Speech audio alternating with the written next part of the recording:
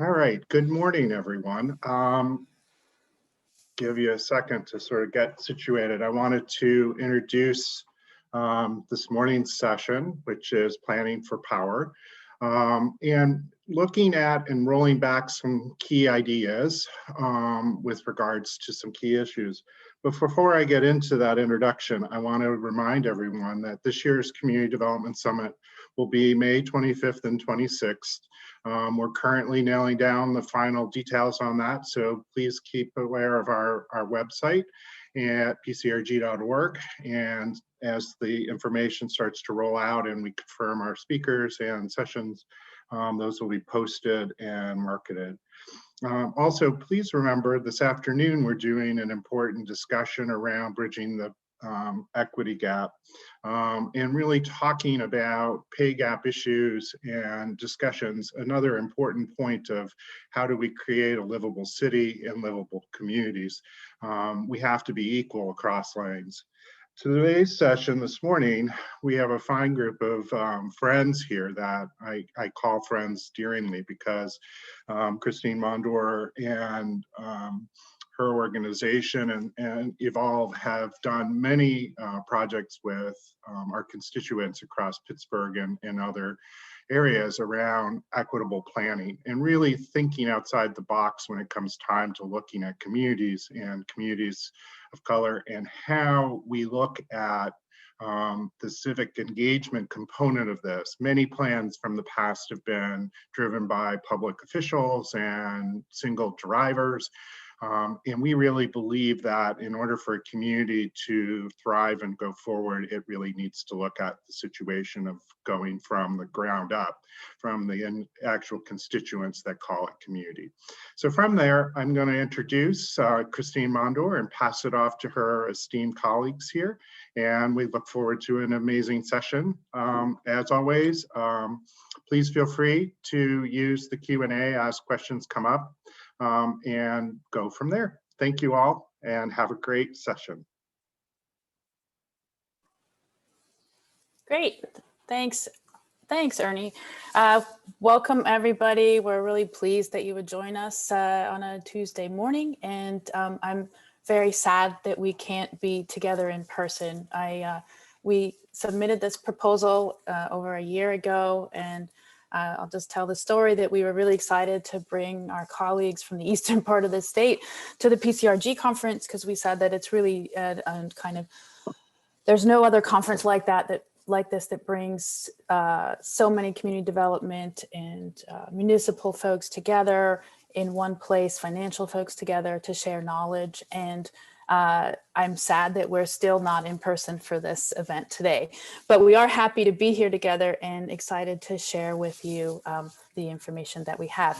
I'd like to just before we start the presentation, just give everybody who's here a chance to say hello and introduce yourself. So today, if we could start with the Allentown team, Hannah and Ashley, and then we'll talk about the Pittsburgh team, Sophia and Osei. So Hannah? Great, thank you so much, and thank you again for the invitation to join. Hello from Allentown, Pennsylvania. My name is Hannah Clark. I'm going to be speaking with Ashley today during the presentation about a process that we co-created with the Allentown community for our comprehensive plan update, Allentown Vision 2030. I served as a senior planner with Allentown for a little less than 3 years. I recently joined the Michael Baker International team based out of Allentown, but come to you bringing lots of ties and a passion for the Allentown community. So very excited to be a part of this group, and thank you so much. Ashley. Thanks, Hannah. So I'm Ashley Cox, and I'm an urban designer and planner at Evolve Environment Architecture. And I participated as a consultant on the Allentown Vision 2030 project. And so there are a lot of good lessons learned from that process. And we are just really happy to share that with you all. Thanks. Sophia or Osei? Hi, I'm Sophia Robison. I'm a planner with the City of Pittsburgh in the Department of City Planning. I work as a neighborhood planner, And on a lot of different projects, particularly today, I'm going to be talking about the city's role in creating public engagement standards and implementing public engagement standards for equity outcomes. Good morning, my name is Akinlotan. I am also a neighborhood planner for the southeastern portion of the city. I will let you know that is Squirrel Hill, Point Breeze Down, inclusive of the 31st Ward. Those are my areas, pardon me. I'm also working on the Greater Hill District Master Plan process to update and adopt. And also some equity initiatives within our department. I'm working closely with Sophia as well. And happy to be here to speak with you. Great. Thanks. Thanks, team. And let me get started. I'm going to share my screen and share the presentation. All right. Welcome. You just heard from everybody on the team here. We're excited to be here. We're going to talk to you a little bit about some ground level setting here.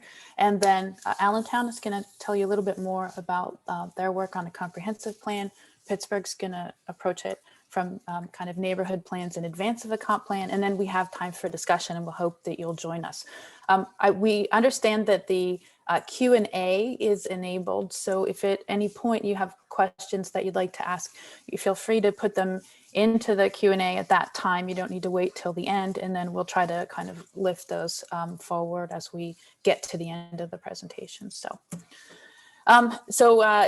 in case we had to make sure we put a map in here, because I know that most people from Pittsburgh will think of Allentown as a neighborhood, but we are talking about Allentown, the city today, and happy to have them join us. There are a couple of things that we want to kind of put in our heads when we're talking about planning for power. One is the great Jane Jacobs quote that cities have the capability of providing something for everybody only because and only when they are created by everybody. And I think that when we talk about equity, and especially this team here, there isn't just a belief that equity is a word or a box, but it is really an act of co-creation. That gets complicated when you are working not just as a neighborhood or as a group of individuals who are highly interested and vested in their communities, but when you interface with municipal processes, which takes us to our second kind of quote, if you will: plans are useless and planning is essential. Municipalities are required to make plans. Those plans have boundaries about them, about what they can be and how they can occur. We know that in order to kind of make those processes equitable across time, across different geographies and in different places, and across different scales, from things as big as a comp plan to things as small as a zoning change, we need to be able to have the kinds of processes in place that make sure that we have fair, equitable, robust, and inclusive participation, and that we're addressing issues of power with that. We also want to acknowledge that planning in itself is an act of community building. And so we take seriously the role and the kind of responsibilities of the planning process in creating stronger community and social cohesion, and the difficulties of that. When we submitted this presentation in 2020, prior to 2020, maybe it was 2019, we thought we were going to get together and talk about the difference between moving from a citywide comprehensive plan to neighborhood plans, which is what Allentown's embarking in, and contrasting that with Pittsburgh, which has done neighborhood plans and is embarking on a comprehensive plan. But since then, we've realized that it's actually a couple of different things going on here. We are still going to communicate how equity gets woven into these different scales of planning, but we're also going to be talking about platforms in a way that we did not need to talk about last year. Thanks to COVID, we are now contrasting person-to-person and place-based processes with virtual and asynchronous processes, and you're going to hear from both teams the pros and cons of this. And I can't think of a more timely topic for right now, as we're all looking forward to the next few months of kind of getting back to our place-based interactions. we need to think about what worked well in this time that we've been virtual and what we want to reinstate from the times in the past. And so I hope we have a good conversation about that as we when we get to our discussions. So again, Pittsburgh, I think, is level setting and reminding us reminding plans that lead to a comprehensive plan. The plan itself is proceeding with virtual engagement. We'll hear some really exciting statistics and information about that. And has a public engagement guide. Pittsburgh has a public engagement guide and policies that are being woven into many different scales of processes. In Allentown, the comprehensive plan is leading to neighborhood plans, a different set of scales, a big vision, kind of coming down to implementation. And the plan preceded virtual engagement. There was indeed virtual engagement, but the majority of this was place-based engagement. And we're going to hear from them about the strong bond relationships and that on-the-ground engagement builds as we're thinking about building capacity. So a little bit of background is, how do we think about inclusion, equity, and capacity building, and really creating communities of action? And I think about these things with regards to low capital cities.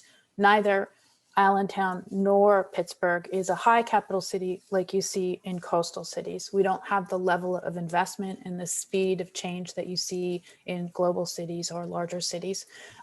And we have a goodly amount of work that needs to be done by people who are in the communities, and that's a great opportunity.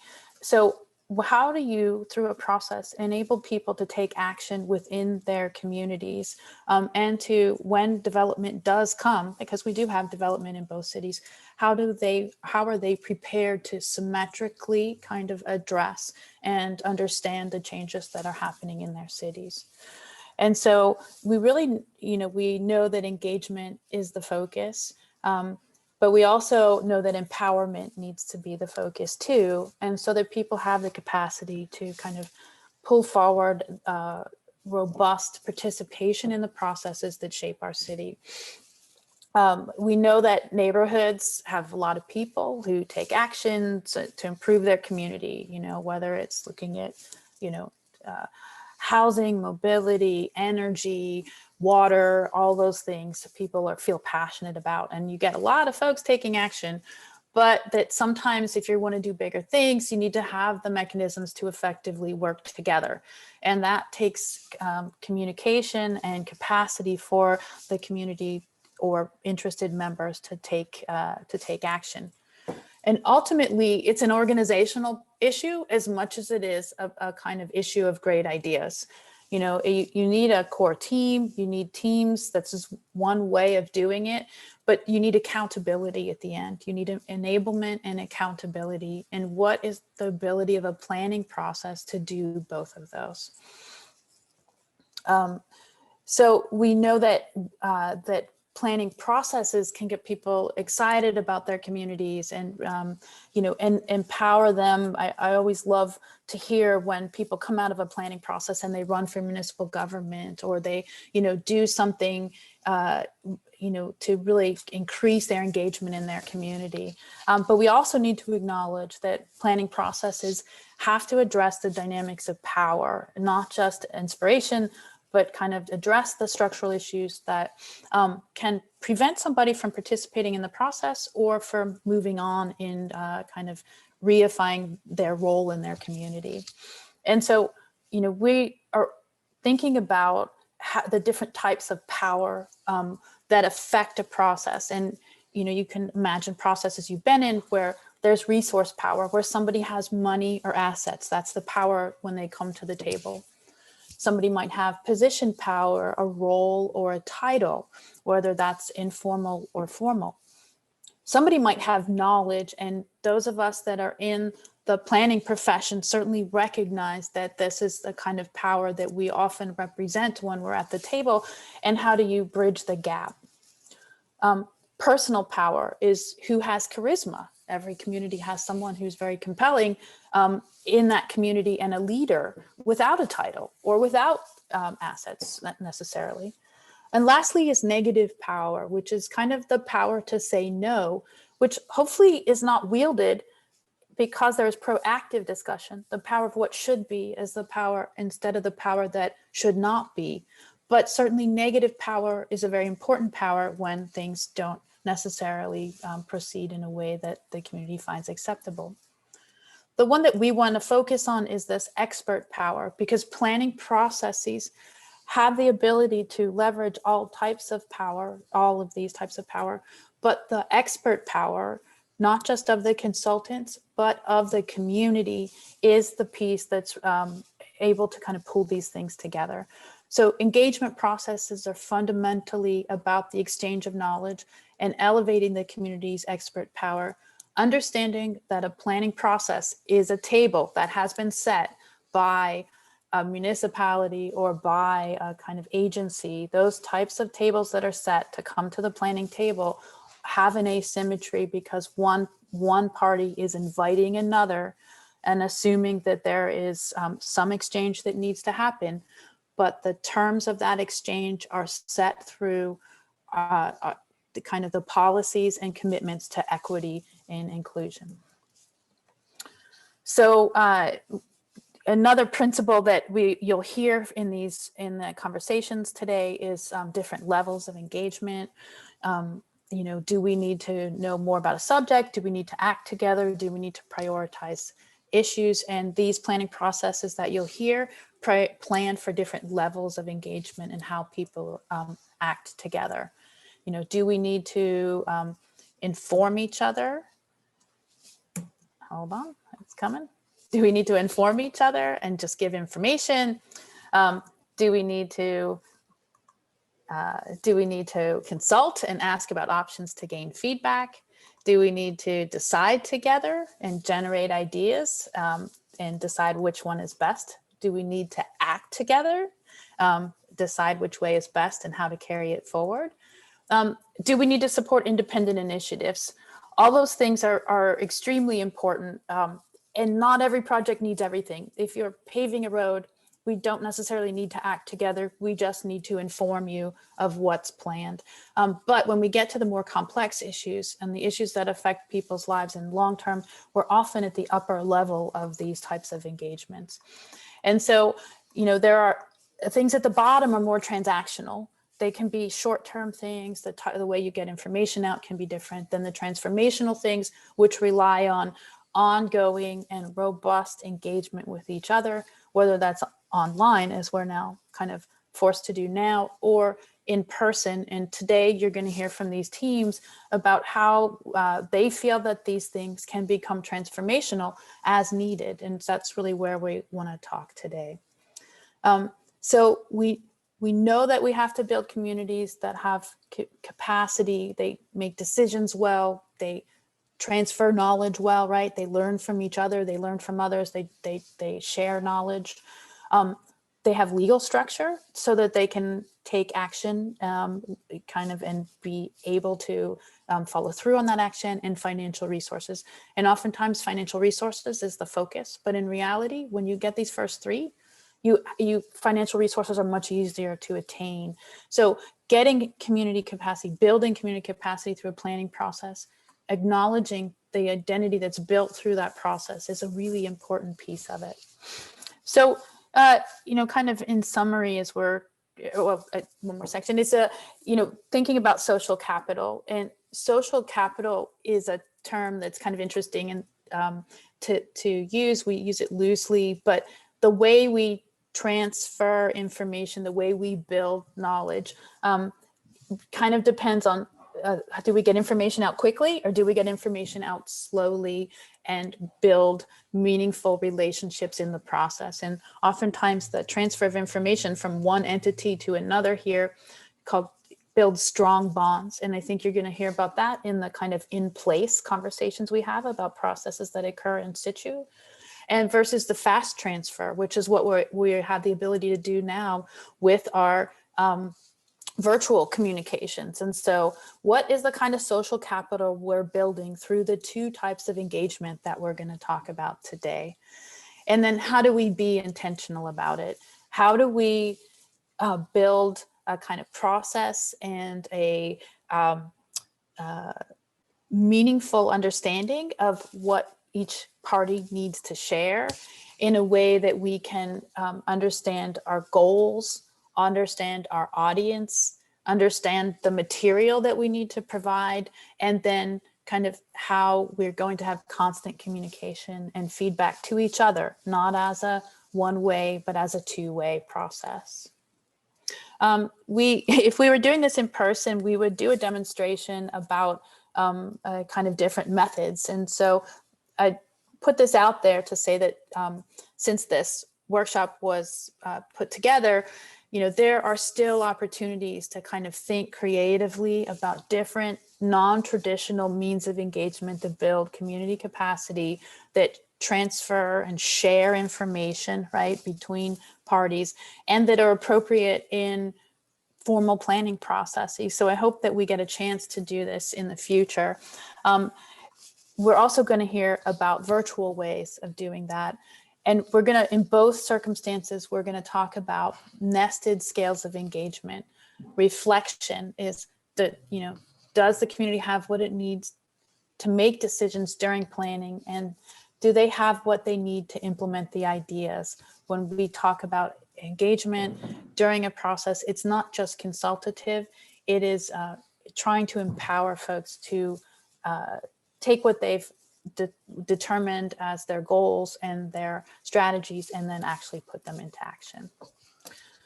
So with that, I'm going to turn it over to the Allentown and Pittsburgh teams and just again, remind us some of the things that we'll hear today. In Allentown, we're going to hear what kind of formal and informal engagement needs were done to ensure an inclusive process. We're going to hear about including underrepresented communities and the big changes that Allentown's going through that Pittsburgh isn't yet seeing, but are very, very useful and really inspired their planning process. And then how an engagement process, especially an in-person engagement process, yielded long-term capacity building. In Pittsburgh, we're going to talk about how the city's been defining equity and ensuring equity can happen across multiple scales of processes. As a big city and many different types of processes, it's important to make sure that we have a working definition. And so the Pittsburgh team will share how that's been done. And then we'll share some interesting information about the opportunities and challenges of a virtual process and definitely things to build on. So with that, let me turn it over to the Allentown team, Hannah and Ashley. Great. Thank you so much, Christine, for those introductions and for really setting the stage. I'm going to jump in and share a bit about Allentown just to give you a sense. It's, we're the third largest city in Pennsylvania, so we come in much smaller than Philadelphia and Pittsburgh, but we're over in the eastern part of the state.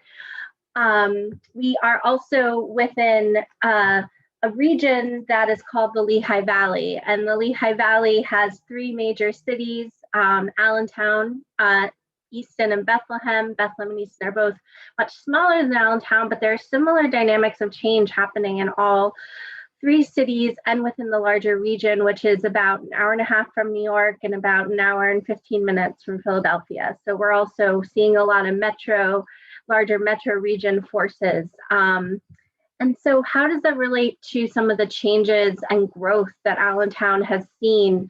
And here are just kind of three of the highlights three of our headlines as you think through how Allentown has changed over the past 15 to 20 years. So we are unique in that, for Pennsylvania at least, that we are growing. The Lehigh Valley region is growing, but Allentown as a city is also growing faster than our counterparts in Easton and Bethlehem.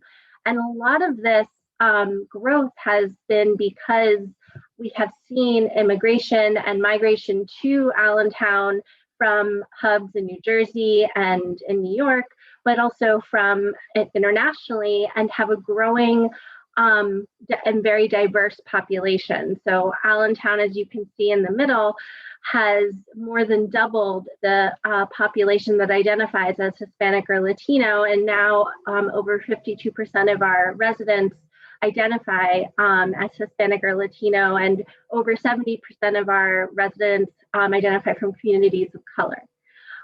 Finally, the growth is expected to continue and is projected to continue on in a fairly rapid pace, particularly in our communities. With young adults and children make up a much higher proportion of the population in Allentown than maybe in some of our counterpart cities. So what does this mean really for the process that Allentown laid out for our comprehensive plan?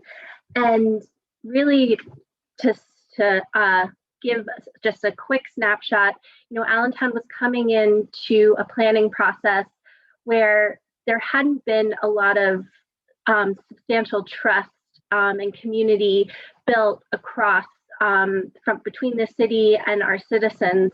And so the Allentown Vision 2030 update process, the comprehensive planning process, was really seen as a way to elevate and engage and sustain community empowerment, capacity, and trust building. So this happened, and we'll go into, Ashley and I will describe both some of the direct actions we took and also some of the processes we facilitated. But before we jump in to that, we wanted to quickly, utilizing the chat function, just see if folks who are on the webinar this morning, what's a project where community engagement advanced a good idea and what made it possible? And just get a quick snapshot to hear from those who are participating and giving us your time this morning. If you want to put it into the chat very quickly, we can read out a few of what we're seeing. Hannah, I think that it might only be the Q&A that they can see. I'm not sure, but if it is, go ahead and put it in the Q&A. Okay, I've both open. So if you can't access the chat, the Q&A is also open. And if you want to take some time, we can always circle back to this, this question and what we hear as we're walking through this presentation. I think we got one. We have a participant from a woman-owned distillery that was crowdfunded because banks didn't believe in women making whiskey. That is, I would love to hear more about that, definitely. And I think, these processes of how we build up and support and sustain our communities are so important. And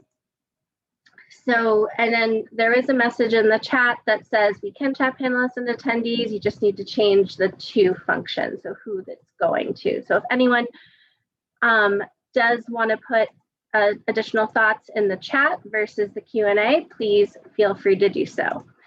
And thank you for sharing those initial thoughts with us. So I'm going to just jump into some of the aspects of Allentown Vision 2030. And again, please utilize our different functions to give your thoughts, to speak to your experience and what you have done as well. So as I was describing, Vision 2030 was not only a planning process, it was really at its core a process to build trust and to really co-create a vision alongside our community. So we had a very deep thought and a very engaged community process that was really deeply rooted across our different communities and across different parts of Allentown.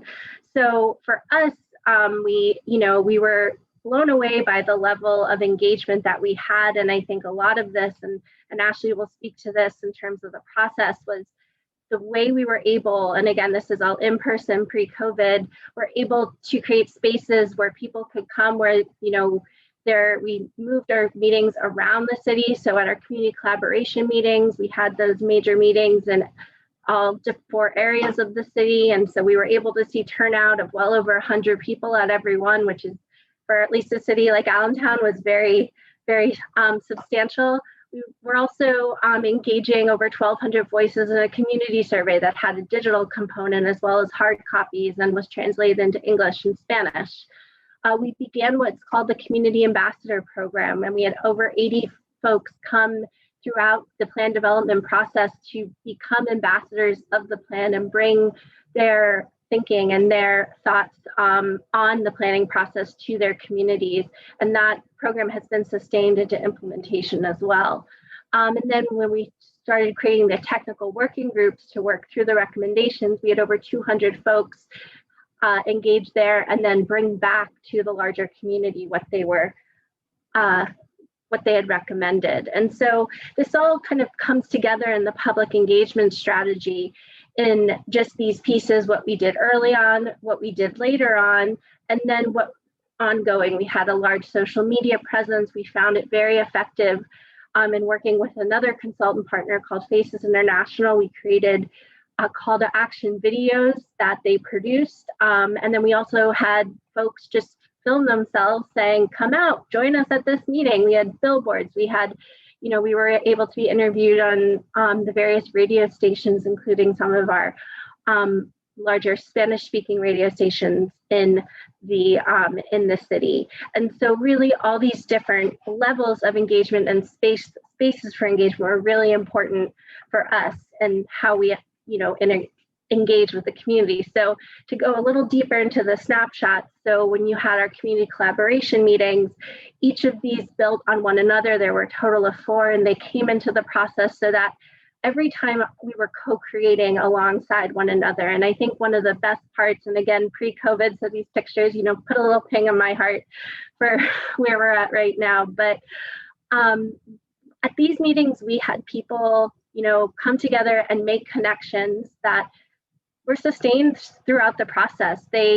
Oftentimes you were asked to do an activity with a group of people who you had never met before, but you started to see these common interests in really caring about your city, being excited to be engaged in a process and doing something productive through the activities that really, and you knew would inform and be a part of how we move forward. Again, a snapshot from the survey gave us a really strong baseline. And I think we really tried to understand where we were at as a city, but also elevate where we wanted to go. And this helped inform, again, some of the process pieces that Ashley will speak to. In the Community Ambassador Program, again, this was started for folks to help us communicate out what we were doing with the plan. And we were able to take the ambassador program and have a hub and a community-based storefront that we opened about a quarter way through the planning process and kept open through the end, and was staffed 3 days a week by myself and a few colleagues. We brought activities, but we also opened it up for meetings and had these really great collaborative discussions, which is what you're seeing in the photos here. Finally, to go a little further into that, the Community Engagement Hub not only served as a great resource for our ambassador program and for a lot of just more organic community engagement, but we were able to be a supportive space for our community members and our community groups. So we hosted a youth leadership program with a local youth organization called Community Bike Works. And it was over 2 months. We met every week. We used the hub as our meeting space, and we created various inputs into the planning process alongside the youth leaders, and really it framed around Vision 2030 and its main themes. So with that, I'm going to bring us and pass it over to Ashley to talk to us through the process. So thank you so much. Thank you, Hannah.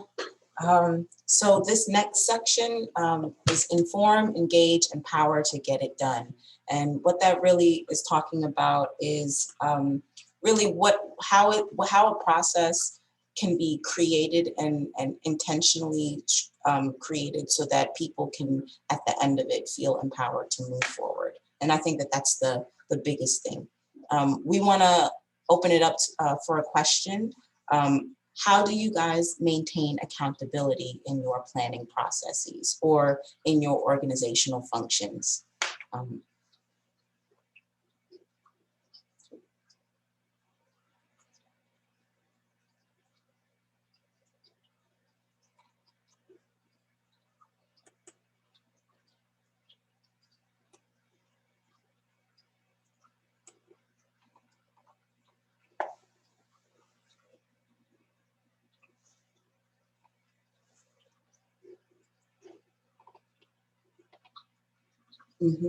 Friendly reminders and check-ins, yep.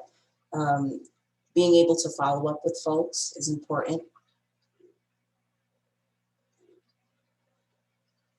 Transparency, letting people know what you know so that we're all on the same page and can have an even conversation. That's important. I'm gonna jump right into how we attempted to kind of build some of these accountability measures and build them into the process. Allentown Vision 2030 had 4 phases. The first is to understand level setting, how change occurs. The second was understanding the vision and values, what were the shared priorities that people had. The third was build sessions, which is building on those priorities and setting up systems that we can act upon. And then the fourth was about neighborhood places plan. What are the places that those principles and values can be applied in each neighborhood, and what does that mean for each neighborhood of Allentown? So breaking it from a larger kind of citywide view, and as you go down, we're breaking it down into more manageable pieces. So the 4 phases, for each phase, we had a section where the consultant would bring technical assistance, where the public would bring their input, and both of those things combined would ultimately lead to an outcome that would directly feed into the final report. So this is a system of call and response, building intentional feedback loops so people can understand the conversations that we're having during each phase mean something. Having people see themselves in what comes out in each phase. So that's the transparency aspect of it. And also the emphasis on the fact that this is a team. The team is not just the consultants, the team is not just the client, but the team also includes the constituents and the people that the report is supposed to represent. This step, as you go from the top to the bottom, level setting, vision, build sessions, and launch, we go from the types of questions that you ask, a very high level, and they get more specific as you go down. And they get more specific because we are assuming that the conversations we have at the first phases are codified, and that is what it is. And so that the following conversations are building upon previous decisions that the community has made. So the next set of slides that I'll be talking about is more specifically what happened in each phase and why it's important to the process and how it builds capacity. So when we talk about developmental change, we're talking about the fact that cities are both hardware and software. It's not just the product and the places or the results, but it's the relationships that are being built that makes a community thrive. And so how will the ideas of Allentown shape its places and activities? So we started by having a series of conversations with different stakeholders in their rooms individually, and then in groups and focus groups and surveys like Hannah mentioned, but understanding things like neighborhood fabric, managing flows, what are the things that are connecting to each other, making an entry, what are some of the places of entrance for Allentown, old patterns and new life, how do we manage our housing assets, how do we strengthen our identity, asking different constituents the same kind of, having the same kind of conversations.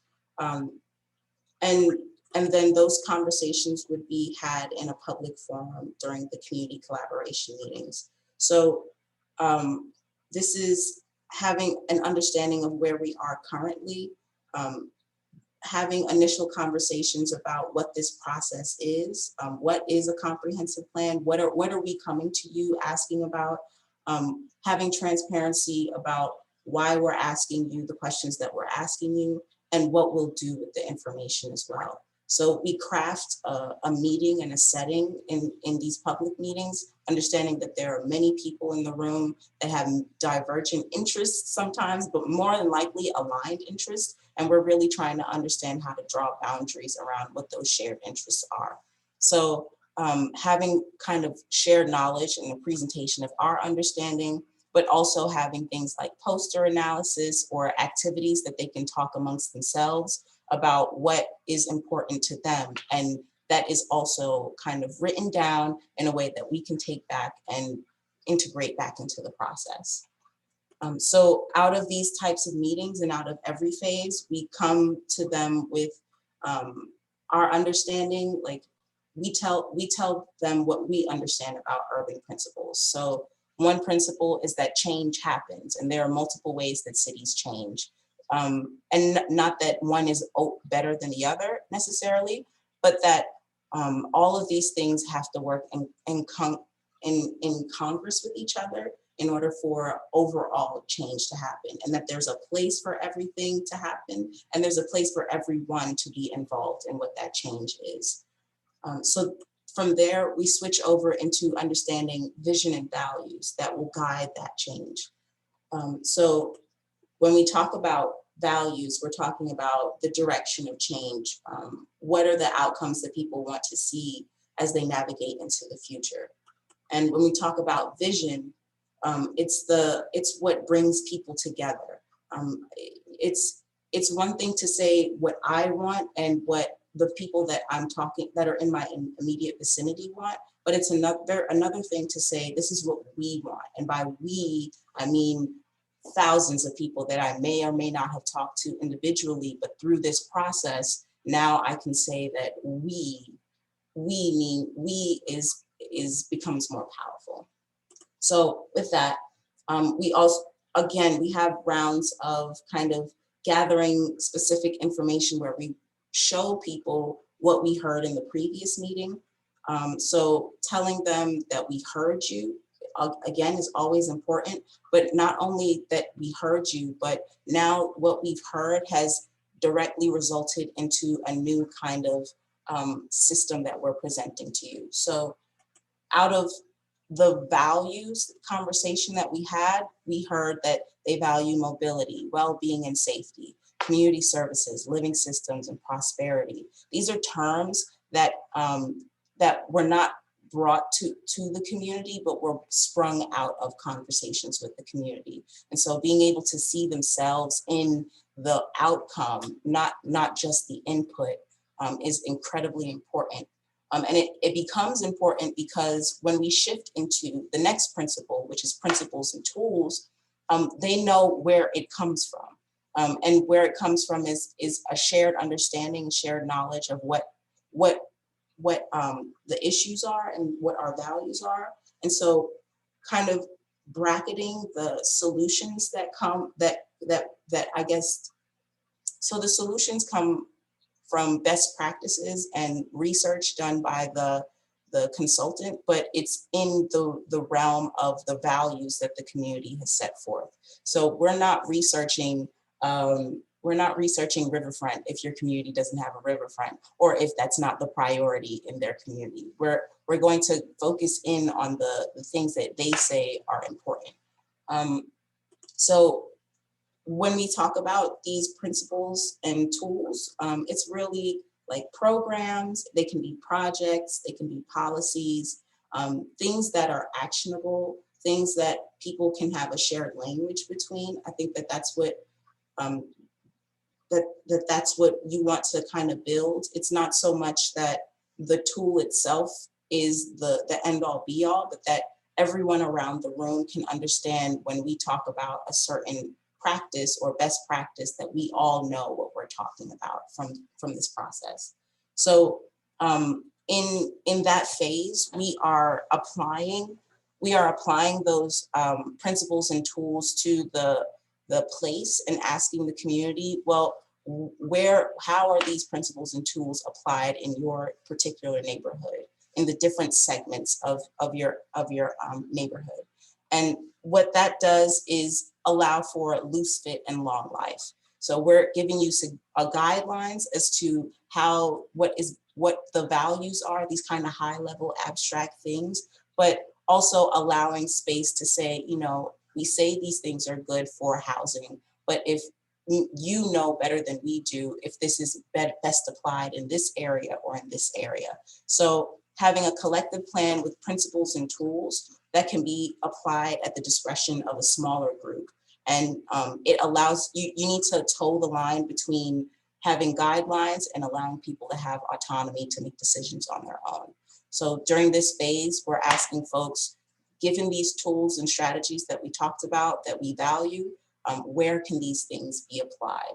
And ultimately, the places which people are most excited about come after a very long conversation about what shared values are, which allow for the places to be more meaningful.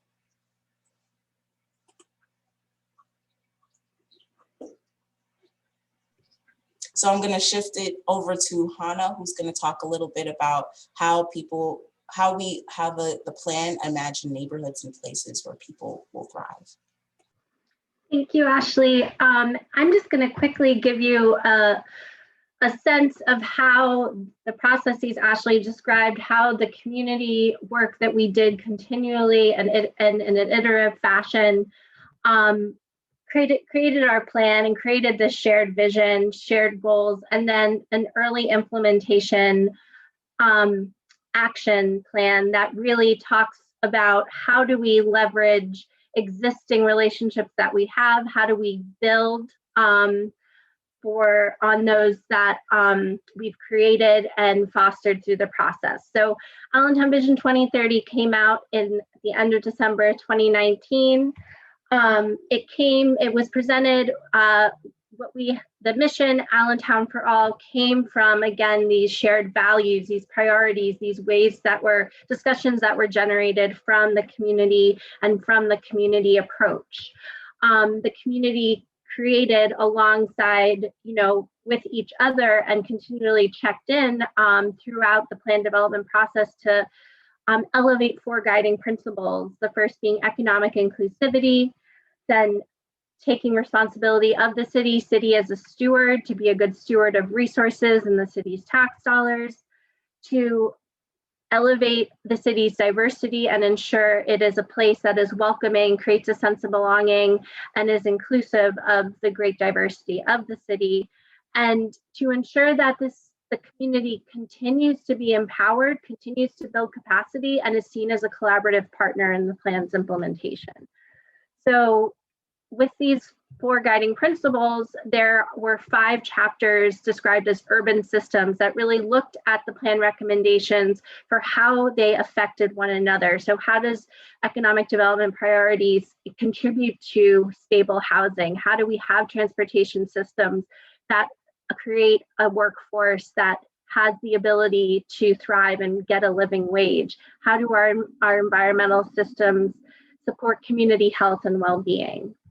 And we also identified what we called catalytic actions, which were these early implementation actions that really prioritized, again, what are the relationships we have, and how can we build out these initial ideas and structures so that we really can see these actions catalyze the vision of the plan itself. And then finally, how do we think about the city, our city of neighborhoods, the city as a whole, in this system that relates within the economic, transportation, living systems, but also prioritizes and creates and presents a vision that the community has, they have approved it, they have really taken it in and worked on it alongside each other and alongside the city, and have the ability to jump into implementation. So with that, I'm going to hand it off to the Pittsburgh team. Thank you guys so much. Hi, everyone. So now my colleague Ose and I are going to chat a bit about the City of Pittsburgh's process. I know we're running a little bit behind on time here, and so I think Ose and I are going to try to go a little faster than we probably would have planned. So please bear with us if we accidentally gloss over something. And we hope to have a lot of discussion at the end. So I guess with that next slide, please. What we're going to talk about today is kind of how we're making this statement true, which is that Pittsburgh is committed to equity and community-informed comprehensive planning and neighborhood planning. And that's a really, really big commitment. I think we're still figuring out how to do it. And we have a number of different strategies we've developed over the last several years and before to be working towards that. It's a constant state of practice, and we'll never really get there, but we're working towards it. So I'm going to turn it over to Ose now, who's going to talk a little bit about why people engage. Sure, thanks, Sophie. So like she said, why do people engage and what role does equity play in engagement? So we're just going to roll it back a little bit and just go through the 3 drivers of engagement. And they are just the very basic and elementary stages of how we look at engagement here through the Department of City Planning. And I would say at the city as a whole, but more so through the Department of City Planning moving forward. But of course, psychological meaningfulness, having a reason to truly engage, and just being able, of course, you're planning for your neighborhood, your city as a whole, and having, like, a personal reason to truly engage in this process. Giving you some type of role, whether it's through a steering committee, an action team, and really providing some type of clarity moving forward. And then psychological safety, having that freedom and safety to truly engage within this process. And then finally, the large one, psychological availability, which is having the capacity to engage. And by that, meaning that everyone talks about this safe space, but then also, of course, like we are now in COVID, having a place where you can truly engage with your city, with each other, and providing that option. So next slide. So also diversity, equity, inclusion. Of course, we all hear these terms. I don't mean do that, but they're like the coin now. But diversity referring to the variety of similarities and differences among people, including but not limited to gender and gender identity. We have this little image here that says, we need to focus on diversity. I want you to hire more people who look different, but think just like me. How many times do you run into people who think just like that? We need to diversify ourselves. Not just in the way that we look. We know the city of Pittsburgh's population, diversifying ourselves, the way that we think, acknowledging our unconscious biases, our conscious bias, all of these different things, which we will probably get into a little later. But then equity. When everyone has access to the opportunities necessary to satisfy their essential needs, advance their well-being, and achieve their full potential. Breaking down those barriers, we see this image, but then acknowledging that there should not be any type of barrier to engaging in any type of process moving forward. And again, like, we are not perfect. We are addressing where those gaps exist and trying to, insert improving the process and trying to fill those gaps moving forward. And then inclusion, that dynamic state of operating in which diversity is leveraged to create a fair, healthy, and high-performing organization. Again, trying to acknowledge where the gaps exist and fill them, and trying to co-create, because we are all, not just ourselves, but the community members, pardon me, all stakeholders, we co-create that inclusive environment. So next slide. Let's chat a little bit. Our question is, what is the best public engagement or public meeting you have ever been to? What made it equitable or accessible? And you can write it in the chat box for me.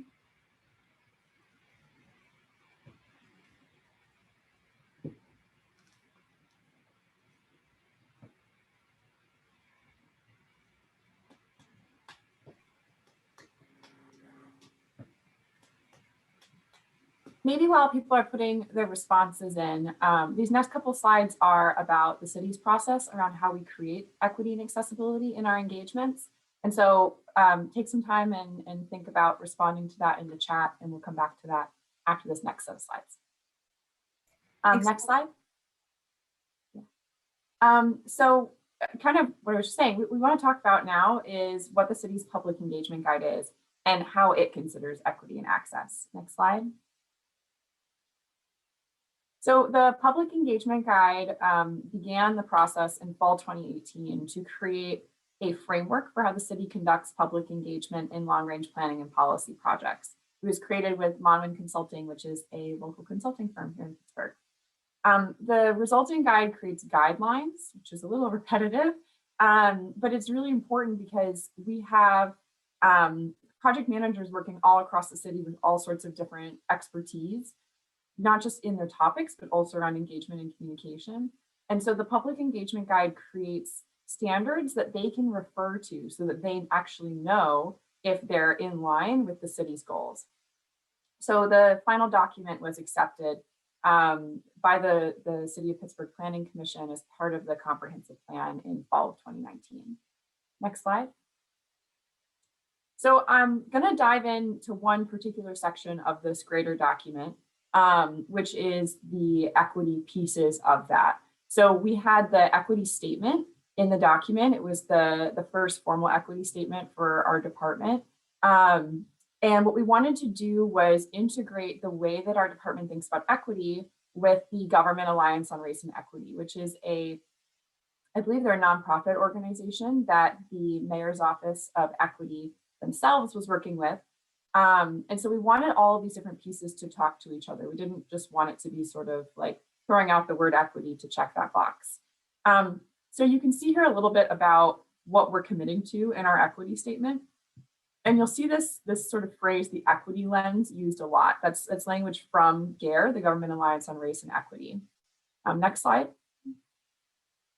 So there are three lenses that, or three pieces to applying the equity lens from GARE. And I just want to go through each of those and how we think about them in the public engagement guide. So the first is understanding the community. An idea here is that by understanding the community, you can foster a more informed decision-making process that focuses on the change community members want to see. So what we did is when we talked to project managers about that, and these next two I'll highlight, people were like, well, that's great. What does that mean and how do I do it? And so, because I think people want to achieve equity goals, diversity goals, but it's really hard to actually know the interventions you should take to get there. And so what you see on the right is a little screenshot. For each of these, we identified determinants of success and examples. And so I just wanted to highlight as an example a way that we implemented understanding the community in the Oakland plan, which is a long-range neighborhood planning project that's happening right now in Oakland, our university district.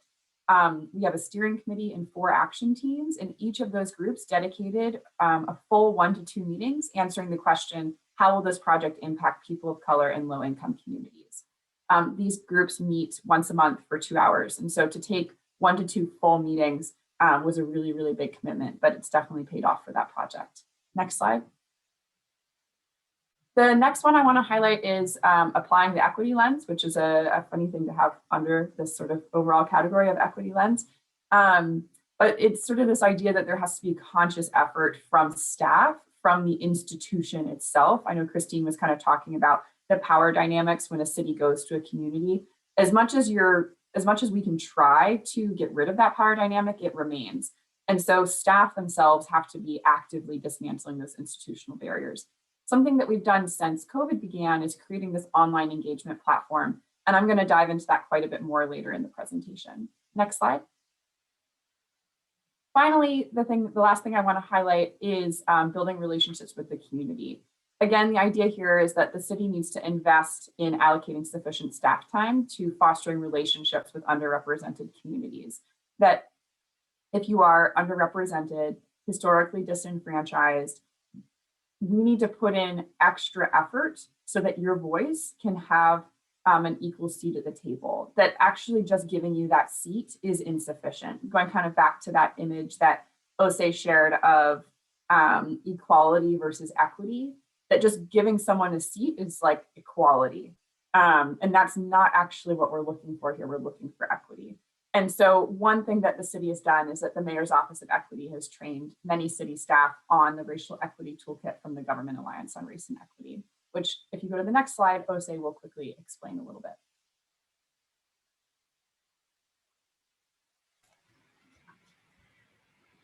So again, as Sophie mentioned, the Racial Equity Toolkit is one of many metrics, only a few that I have outlined here that we utilize as report outs, or sorry, additional metrics to analyze how we are doing with planning.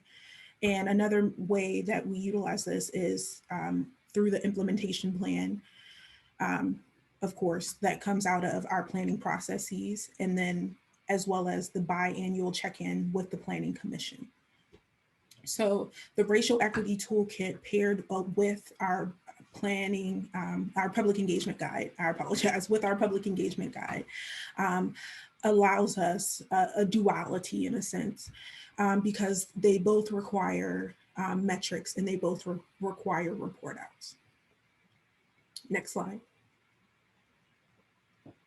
So moving into our next phase of how can a comprehensive plan prepare for a changing city. Next slide. So currently we are in the planning phase for our comprehensive plan, forging PGH, building our comprehensive plan for the city. Sorry, I already said that.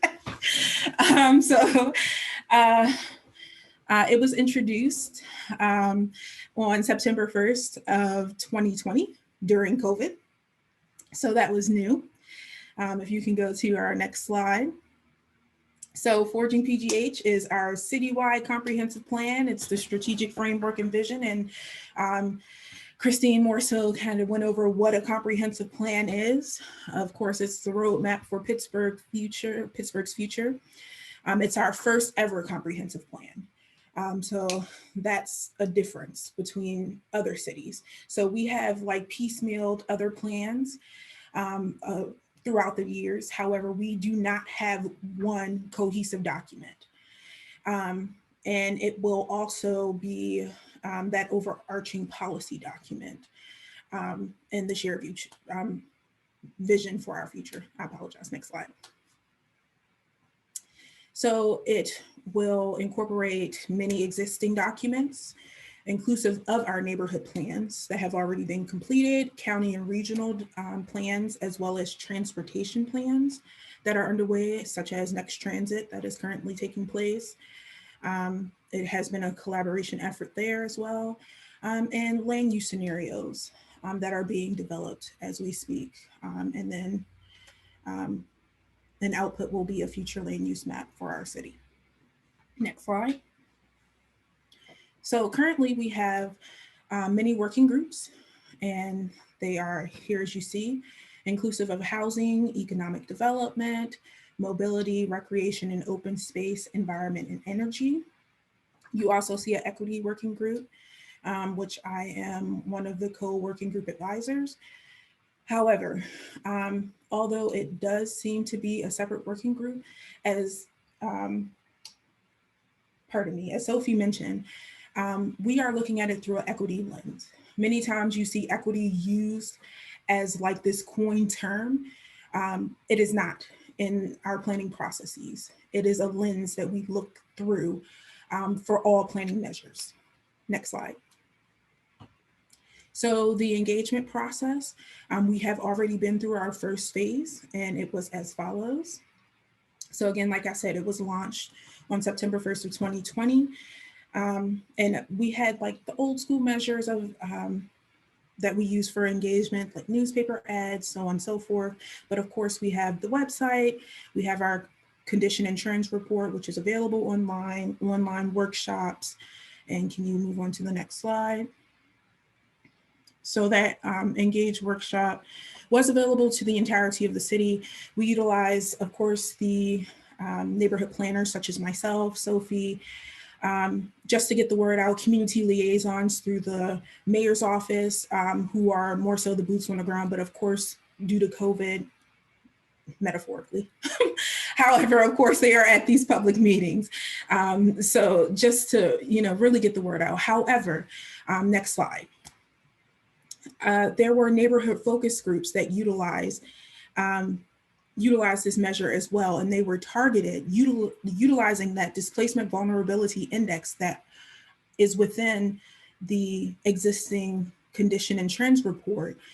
And these vulnerable areas focused in on incomes, education, communities of color, and they identified 6 specific areas. And that's how we were able to focus these groups and just ensure that we had that feedback, because of course, in these areas, there are layers that must be identified because their voices are not truly heard. And so we wanted to ensure that we went to these communities to have them participate, because typically they do not participate in these processes. Anyway, moving forward, sorry. And then here's a look at the displacement vulnerability index. So you can see what it looks like. Next slide. And then we also had a separate working group for Welcome Pittsburgh, just because this is another population that is typically excluded from planning processes, or not excluded, but does not have as much of a voice in the planning process. And so we wanted to be intentional about having them participate and then continuously within this planning process. So they are included in multiple ways, whether it's in, they have an intentional partnership. I apologize. That is the way that I should have put it previously. My apologies. Whether it's in sign language, whether it's in conversion, so on and so forth, moving forward. And then our next set of engagement will begin June 2021 with public open houses. Because like I said, our first set of open houses or first set of engagement has already closed, and the next set of open houses will begin in June. Next slide. And again, that is Forging PGH, and project manager is Anthony Kovac. Next slide. So moving forward, how do you neighborhood plans, neighborhood plans in support of our comprehensive plan? So sorry, next slide. Sorry, again, we're moving pretty quickly, so I apologize for being so rushed. Calm down a little bit. So as I was saying, you have to be intentional. And we were discussing Welcome Pittsburgh and how you have to engage them. You have to be intentional, and as well as with neighborhood plans. I was project manager for the Greater Hazelwood Neighborhood Plan, and working with this community was very different. And working at intercultural competency, I learned the golden rule versus the platinum rule, which is, everyone knows the golden rule, which is do unto others as you would have done unto yourselves. But it's always the platinum rule. I was taught you always have to go by the platinum rule, which is do unto others as they would have done unto themselves. And so you have to engage people the way that they would like to be engaged. And so I always go into situations thinking that way. And I believe you have to serve others. That's just me. In this process, there were major shifts that happened prior to me coming on. The consultant left, previous slide. The consultant left, and I took this on as a new neighborhood planner for them. And so just working through this, they were looking at me like a newbie, and you're coming into my community, and you had to have that human component, and they had to warm up to me. And trying to bring in something, trying to bring their plan into compliance, which is that second point there. They had already had something developed. They had a relationship with someone else. They had a relationship with the consultant, and then bringing someone in, having a new person come in to their communities, talking something completely different, which is a neighborhood planning process with a new document, which is completely different from something that they had previously developed, was a no-go. So it was new relationships, new terms, and just understanding that I needed to work with them on their terms. And that's exactly what this is. So bringing this their neighborhood plan in up to terms with the neighborhood plan guide and implementing it to the standards of the city. And then also allowing it to be in the standards of the community as well. So the duality of both. Next slide. So as you saw on the last slide, I apologize. I should have stated that. Can you go back one slide? My apologies. So this picture at the bottom here shows that there were multiple action teams, and throughout the neighborhood plan guide, there are 4 chapters: community, infrastructure, development, and mobility. And they had multiple action teams. And so we had to bring that into compliance with the standards within the neighborhood plan guide. And we were able to do that to the satisfaction of the community. And then moving forward to the next slide. So the neighborhood plan guide outlines this to bring consistent and high quality plans citywide, and improves the communication about city-led neighborhood planning processes and what we expect with them, and to clarify roles and responsibilities for all involved, and to align plans and outcomes for eco districts and sustainable and development goals. Next slide. So it's that co-creation approach. So although it may look different, just bringing it all together.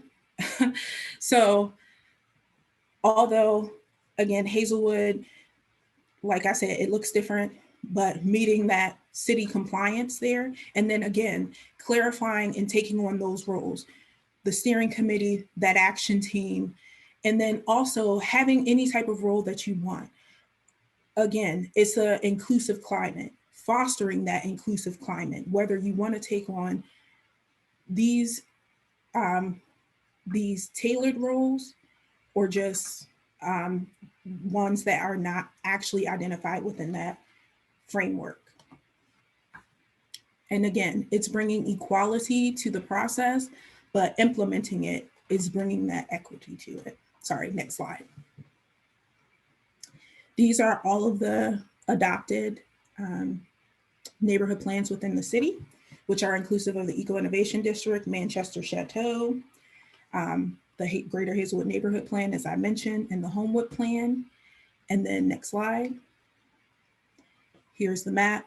And then we also have 2 open plans, as Sophie mentioned, the Oakland Plan, and then the Greater Hill District Master Plan, which is going through an update and adoption process as we speak as well. Next slide. And I'll hand it over to Sophie. Okay. Hi, everyone. So I'm going to talk a little bit about how, since COVID began, we have been using online engagement to improve outcomes.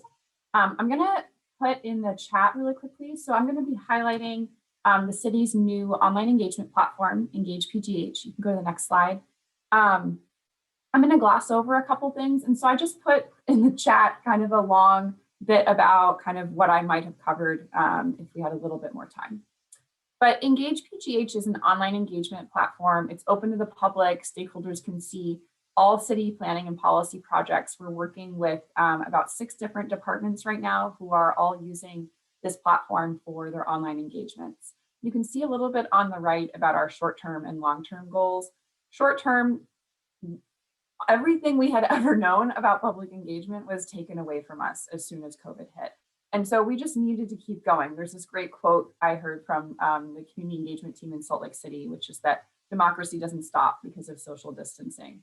And so that's really what we were trying to do with this as a sort of like an emergency response almost. But long-term, we want Engage PGH to serve as a platform through which residents can engage without needing to be experts on local government. Oftentimes, residents tell us they need to know the name of the department, they need to know the name of the project. Sometimes they need to know the name of the sub-team in a department, even just to find a project, never mind know a project is happening. We want to use online engagement, particularly, to strip away a lot of those barriers. Next slide. So online engagement has been a response we've seen a lot of cities in the US take. It, however, is not something that is new. In Australia and New Zealand, for example, they have federal requirements for online engagement. So the city of Pittsburgh partnered with Harvest, which is a company based out of Melbourne, Australia. And this is a quote from their co-founder, which is basically that 2020 will obviously leave a profound impact, where virtually overnight digital engagement went from a sideshow to a main act. Next slide. So I want to highlight really quickly, I have a bunch of data in here and I'm going to gloss over it a bit just for time. From a qualitative standpoint, this is from Bang the Table, which is another one of the online engagement platforms. They're an industry leader. And they did a survey of their users and found that 71% of people don't attend public meetings, but 83% express interest in participating on their own time. And so this really tells us that the traditional town hall style in-person public meeting, while it's our norm, it can't be the only way that we do engagement. We have to have other ways of doing engagement. And while COVID has forced us into this world, in the long term, we need to maintain in-person and online engagement to have the most equitable and accessible outcomes. Next slide. So we were going to pose a question to you about challenges you see. Put this in the chat if you have a thought, and I'm going to go to the next slide. Just really briefly, so I wanted to highlight from the American Community Survey, the US Census, about 87% of Pittsburgh households have access to a computer at home, and 79-ish% of households have access to broadband internet at home. Obviously, millennials are leading older Americans in adoption, but older Americans are definitely catching up, and we're seeing large growth in Gen Xers and baby boomers of technology adoption. Overall, the actual number of Americans that also own smartphones, 81% of Americans own smartphones, and that's up from 35% in 2011. So that's a huge increase, and something that we need to keep in mind with online engagement is that every household just needs one device. That's it. You don't need a device for each person. So if you go to my next slide. Oh yeah, sorry, thanks. So the biggest gap we're actually seeing in terms of digital access is in access to data and internet. There's a 36-point gap between high and low income groups, which is larger than a 24-point gap in smartphone ownership. So while smartphone ownership or device ownership in general is still an issue, the largest issue with access is really the access to internet and data. Those numbers are pretty consistent across education, race, and ethnicity. And you can see race is highlighted here on the right. The last slide I just want to highlight, if you go to the next slide, is, so what does this look like in our own planning projects? So we launched Engage PGH in July of 2020. It's been online for, if I can do math, that's about 8 months now. And so on the right here, you can see our top 5 visited projects on the site. And I've been working on the Oakland plan. And so I just wanted to highlight a key difference that we've seen, which is that in summer of 2019, well before COVID, we hosted 2 in-person open houses about urban design in Oakland. Each session was 3 hours. They were open house style, so you only needed to come for 5 minutes. You didn't need to come for the full 3 hours. Required a lot of staff time, a lot of capacity, a lot of materials. In total, we reached 100 people, 44 of whom completed surveys. this is considered really successful for an in-person public meeting. In fall of 2020, during the pandemic, on Engage PGH, we did an online 2-month open house, and that reached almost 2,500 unique visitors. So those are people who come to the page and spend at least a full minute scrolling on the page. They didn't just load it and then exit out of it. So that's sort of our comparison to the 100 that we've reached in the in-person open house. And then on top of that, we received 256 unique contributors. So those are people who filled out any of the engagements on the site. Those 256 people left over 785 individual contributions. So we had a whole lot of different engagements to host. So where the in-person open house, we received almost 50% of our attendees completed surveys. In an online environment, about 10% of our visitors completed surveys, but our actual number of people we're reaching was so much higher. And you can see that that's continued across these other projects highlighted on the right. And so I can talk a little bit in discussion about what that means and how that's impacted our projects if people would like. The last slide I have here is just kind of some ongoing challenges. COVID has been emergency response. And so we know that what we have is not perfect, and we're working towards that. A big thing that I didn't talk about today is digital literacy. Just because you have access to a device or internet doesn't mean you're comfortable using it or know how to use it.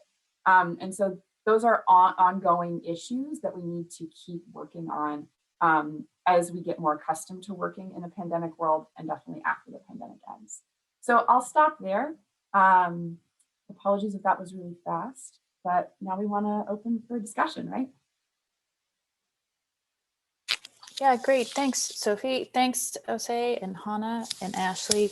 I think there's a lot of material here to present, but I think we're at a moment in time, and maybe if there are questions or comments in general, but also if you all have thoughts about what we're about to head into in the hybrid post-COVID world, and then in the true post-COVID world, what should we be carrying forward with regards to engagement, principles, practices? What are you guys seeing, and what are you thinking about? And I think, unfortunately, I think we only have the option to do it through the chat or through the Q&A. So I don't think we can have a full conversation with everybody's face on the screen, but go ahead and put it into the chat or the Q&A. And while we're doing that, team, I can't actually see the Q&A, so somebody else will have to tell me if anything comes up in the Q&A. But if I can pose a question to the panelists, is what do you guys see? What should happen in the post-COVID world with regards to planning? What are the engagement strategies for an ideal process run by a city? Given the new technologies we have, and given what we know about what comes out of in-person and on the ground engagement. Anybody want to share some thoughts? I'll if it's all right, I'll just say a few quick words. I think that something as panelists, and as we were developing this presentation and running through it, is we really, I think the benefit of looking at Vision 2030 and then looking at the processes that have been happening in Pittsburgh that have been completely within the COVID lens and time frame, is that you can't discount the relationships that you make when you are able to be in person and able to infuse in-person activities with various, exercises and inputs and those natural ways that people connect and hear about something from someone maybe they wouldn't have normally connected with. But I think just the ability, the ease of access to a certain extent, and just the flexibility that virtual meetings offer is also very important. So how do you sometimes think about, I know we're going into a hybrid world, but right now with a lot of it still being virtual, can you do breakout rooms? Can you facilitate more organic connections using some of the virtual tools we have? But I think, I've learned a lot in just working on this panel with you all, in thinking about the dichotomy and thinking about what's really effective for moving forward. Great. Anybody else want to add to that? I mean, I guess I agree with Hannah wholeheartedly. You know, there's a lot of really great things that we can achieve with in-person engagement that we can't achieve with online engagement, and vice versa. There's communities that we can reach very easily, and easy not just for us, but also for those communities in an online environment that we probably will never be able to reach in an in-person environment. People shouldn't need to show up monthly from 5 to 7 p.m. in downtown in order to engage on projects, but that does still need to be an option. And so I think as we go back to an in-person world, we need to remember that while we're reaching broader communities online than we are in person, that doesn't mean that we don't still need to be reaching out to those in-person communities. And we need to try to maintain both, I think. That's going to be really, really important. Mm-hmm. And everybody cloning themselves at the same time, right? We've got a good question from the Q&A, so I'll read this. You briefly mentioned finding the balance between creating boundaries and guidelines and giving freedom and real choice in community engagement and community input. Could you go into more detail as to how you find that balance? How do you steer the process in the ways that you know are good best practices and still avoid coercing the community? I think that's that expert, you know, that's that moment when we have to kind of share our expertise, right? And that what we discussed in the beginning of the presentation. Do you guys have any thoughts on that? Yeah, so it's about making clear what it is that we're talking about. So in the case of Allentown Vision 2030, we had 5 distinct urban systems that we were talking about. So describing what we heard were the issues, describing what we heard were the goals, and giving our suggestions as to what the solutions to those goals would be, which could be read as a laundry list, could be read as, you know, someone else picks it up and says, I really care about this piece of it. Like this goal really means something to me. So I, as an individual, am gonna make sure that everyone is accountable for the things they said they're gonna do, that the stakeholders that were involved, I'm gonna keep in touch with them and make sure we mobilize on specific things. But it's not a mandate per se. And except for the things that are prioritized by the city now, that they say, you know, in order for other things to happen for other people, we need to prioritize this, this, and this so that other people can do other things. So they're in prioritization and saying what needs to happen versus what could happen. There are 2 different scales at which you can implement. And so allowing for saying that there are certain things that this only a municipality or a city could do, but there are other things that which should and could and should be left up to neighborhoods and organizations and community organizers who are on the ground to kind of take hold of and move forward with. But having a shared understanding of what the problem is, I think, is the most important part.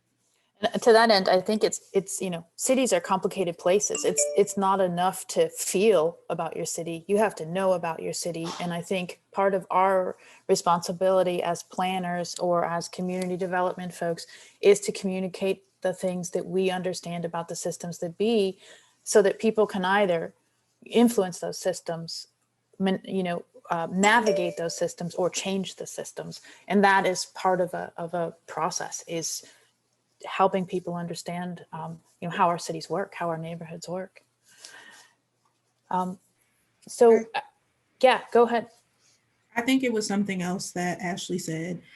She was saying to call that person, work with that person, and it's also about the relationship that you have with the community, whether they have that trust in the person that they are working with as well. And so building that relationship while you are in that process. So I think it is, again, I keep saying duality, but again, that duality within that process. If you are working with the community, they have to have some type of trust, whether it is, you know, just professionally, of course it should be professionally, or if it is more, well, just that professional trust. That is it. Thanks. Great. Well, that takes us to time, and we want to thank everybody for giving us an hour and a half of your day, and to PCRG for letting us kick off the next few sessions that are going to happen today and future days. Is there anything else, Ernie or Monica, that you all want to share?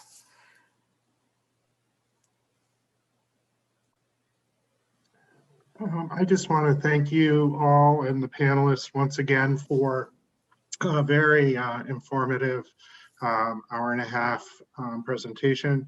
I'm hoping everyone walks away with a better approach to engaging community. I think you should all be commended for the work you're doing on the ground to ensure equity and equality in our communities through this planning process.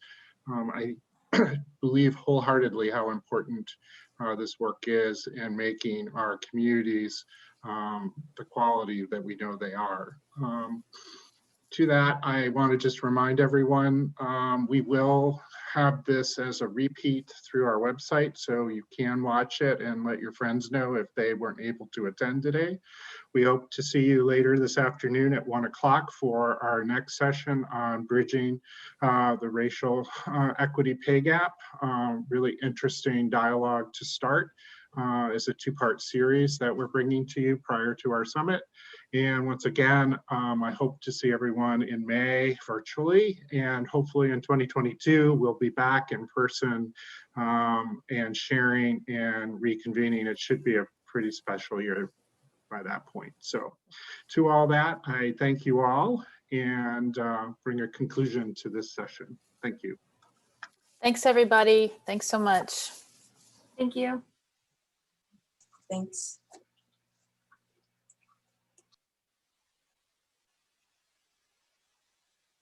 Bye.